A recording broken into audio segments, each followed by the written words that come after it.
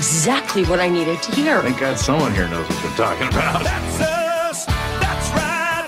Gotta love this American ride. All right, you need to take the time and get the full picture. Come on, turn the radio on. It's Saturday and I won't be long. Don't get me wrong, I love the ladies. I mean, they rev my engine, but they don't belong in the newsroom. It is Anchor Man, not Anchor Lady. What do you want from me? I'm not America's sweetheart. Goodness sake, kid. Keep your voice down. Your father's listening to the radio. I'm not America's sweetheart. This is the Annie Fry Show. I know, and people of good faith know, that I am not perfect. But I have not broken any laws nor committed any offense worthy of this treatment. Welcome into the Annie Fry Show. Every day I look at the producers and I say, anything new with the Greitens case? Well, we have a lot new with the Greitens case. Yesterday at about 4:15, he came out and spoke and said that he will be resigning his position as governor of the state of Missouri as of, did it say 5 p.m. on Friday?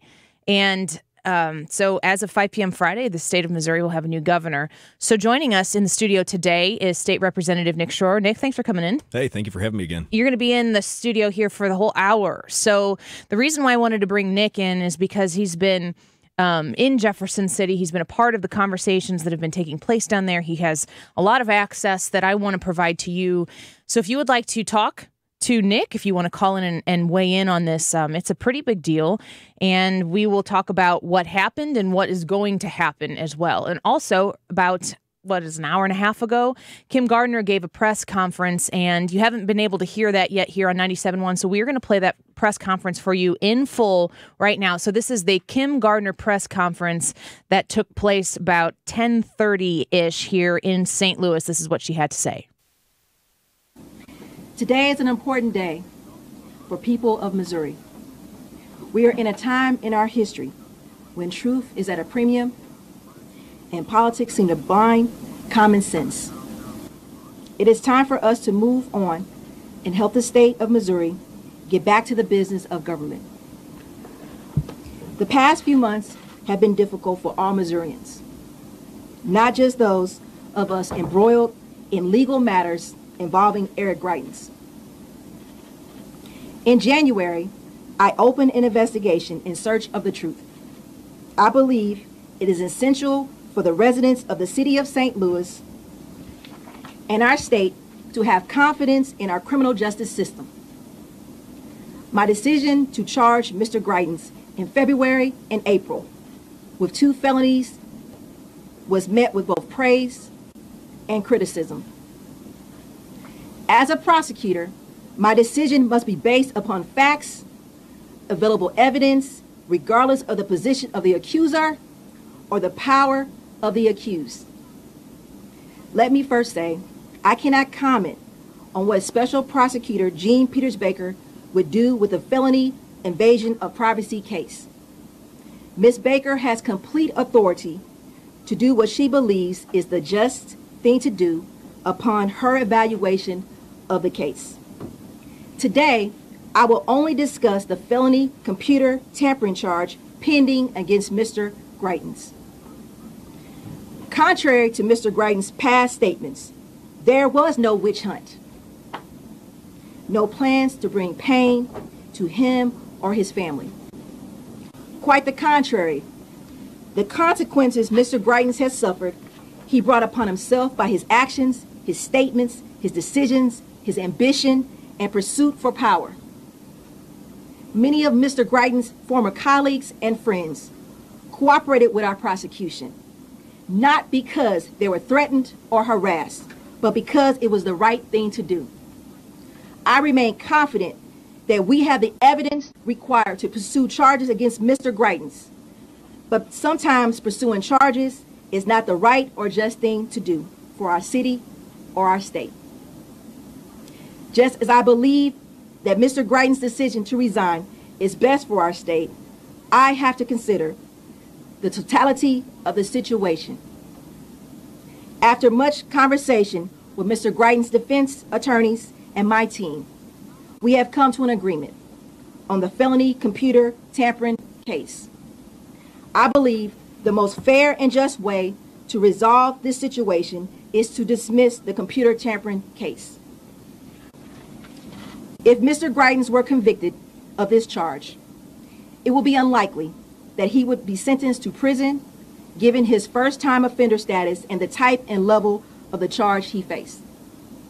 I want to make it clear, while I cannot force Mr. Greitens to take personal accountability for his actions, there are things that I can do.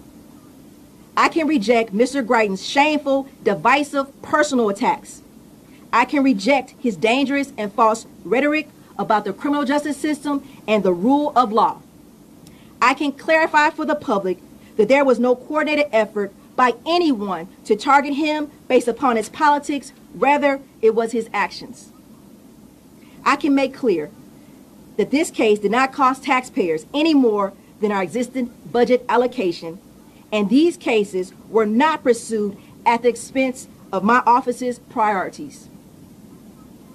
Also, what I can do is demonstrate to the people of St. Louis that it takes courage to do the hard things. It takes courage to stand up to power. It takes courage to tell the story time and time again when there's a concerted effort to humiliate you and defame your name. It takes courage for witnesses to cooperate with law enforcement. It takes courage to stand up to the influential. And that's what happened here. Citizens and leaders within both political parties stood for what was just and right, despite unprecedented personal attacks. Now it's time for all of us to come together. It's time to heal the wounds of our city and state and focus on building a place where people feel they are heard, where victims, regardless of their station in life, know that we will do what is right, regardless of the powers against them. Now we must come together to create a place where people can thrive, where we can work together with one another for the benefit of our city and state. Thank you. That was the Kim Gardner Circuit Attorney press conference that took place at about 10:30 this morning, and she's taking a victory lap. It sure sounds to me like she got exactly what she wanted. My opinion of the way this has all gone down is the invasion of privacy case was the necessary piece of the puzzle to smear and attack Greitens to make him unlikable. It was more about making him somebody that nobody felt like they could defend. Because some of the things that he was, well, first of all, the affair is indefensible. It is hard for anyone to sit here and look at somebody who has put himself out there as somebody who was squeaky clean in the campaign and then find out, yeah, that's not so much true. I did a Facebook Live yesterday because there was a crazy sky that was rolling through my neighborhood. It's the upside down. It was the upside down. Go look at it. It was orange. I was like, what is going on here? But as I was showing people this crazy sky and the storm that looked like it was rolling in, I was talking about the Greitens case. And the thing that I think that Missouri voters, the thing that we needed more than perfection from Governor Greitens and candidate Greitens was honesty. If he wouldn't have painted a picture that was a bit too rosy in the campaign, when the affair stuff came out, I think people would have been eager to look past it. All you have to do is look to Washington, D.C. to understand that that's the case.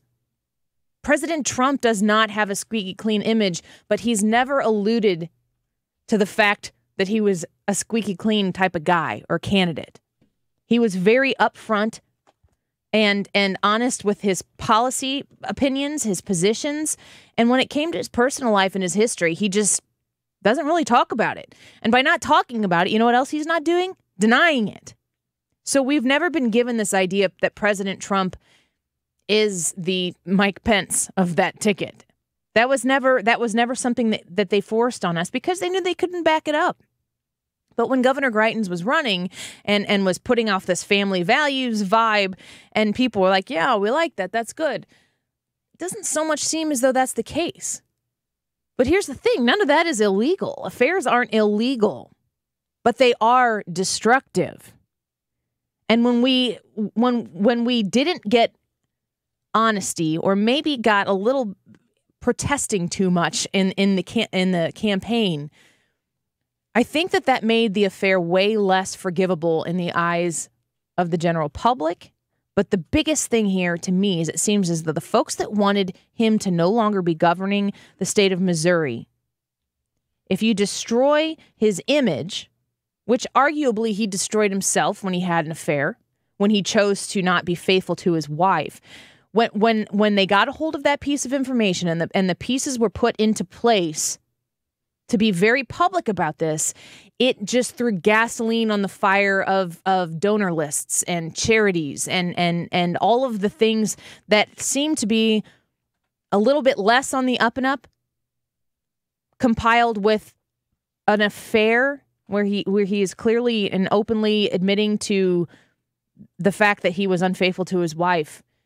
They had to destroy his image so that the rest of the stuff would be key enough for the public to be concerned about, and for people who were potentially in the legislature who didn't want him to be there in the first place. It would give them the opportunity to go against the governor because it didn't look very Republican or very conservative of him to have had the affair. But again, affairs aren't illegal, but they are unfortunate. So, Nick Schroer, state representative, what's your take on all of this? The governor resigns yesterday. It was a shock to me. I left the show at 3 p.m., didn't have any idea that this was going to happen. It happens an hour later, so he's resigned. Now Kim Gardner's dropping charges in the tampering case, the computer tampering case.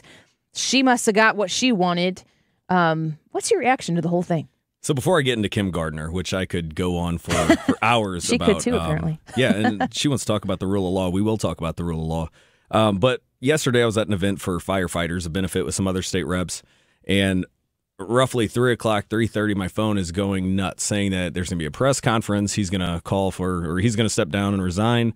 Heard other statements that he was going to comment on the Cole County case, which required the not the mission continues, but the New Missouri to uncover and hand over all the donor lists. New Missouri, was that his? That was the political action committee that he had, which individuals on both sides of the aisle would label a dark money PAC, which I hate that phrase, but that's what a lot of people have labeled. What do they mean when they say dark money? So dark money, so if somebody donates to anybody running for office, you have to, the person, the candidate, has to actually send in to the MEC, the Missouri Ethics Commission, a list of where the donations came from, who gave them, with certain other organizations, like let's say the NRA or Planned Parenthood. If I want to give to them, they don't have to turn over where the money's coming from. However, that organization can then turn that money into campaign contributions and not necessarily label. So you're funneling money through organizations that don't have to report. Okay. And there are some First Amendment concerns with requiring all of those campaign contributions to be uncovered and public. But yeah, it was sort of a shock because I was looking forward to fighting to find the truth. I mean, you've got somebody whose name has been smeared through the mud. A lot of it was his doing. I mean, if he wouldn't have had the affair in the first place, it wouldn't have led to step 2 and 3. So here we are, right before we're kicking it into gear on special session. We've already heard from Scott Fawn, from some attorneys, that there's $120,000 out there that could have influenced maybe a prosecutor, maybe the witness. We don't know yet, and I'm hoping we can still get those answers. I don't know if this means that the special session is going to fizzle up and we all go home. I don't know if this means that the committee is going to continue to investigate these allegations, but it's almost like you're playing Nintendo. For us 80s kids, you're playing Nintendo against your brother and you're losing, so you just hit reset. And it's kind of like what we're doing. Yeah, and I've done it plenty of times. Yeah. And here we are. We don't know. We've got a lot of questions that remain unanswered. I'm hoping to get those answers. But now today, seeing Kim Gardner, who wanted the invasion of privacy case to be the day before the November election, now she's dismissing cases that she says she wants to uphold the rule of law. If you're upholding the rule of law, you're going to prosecute criminals. You're going to prosecute those that you believe had broken the law, regardless of whether they're governor or not, regardless of whether they're in office at some capacity or not. So I think her press conference today was a joke. I think this is one of the most unqualified, immature prosecutors that I've seen, especially in the city of St. Louis, where we need somebody to combat crime and figure out how we can keep our streets safe. Yeah, getting really tired of feeling like all of the justice departments and the justice figures in our country and our leadership are way more political than they are objective and interested in what that rule of law is. Well, we'll talk a lot more about that. Nick's going to stay in the studio with us for the rest of this hour. Love to have your phone calls, your questions, your comments. Give us a call, 314-241-9797. It's 314-241-9797. Or you can call us at 866-455-9797. And what do you think? What do you think about the governor resigning? What happens next for the state of Missouri? What are your concerns and your comments? We'll take those coming up next with State Representative Nick Schroer in studio with us. We'll be right back.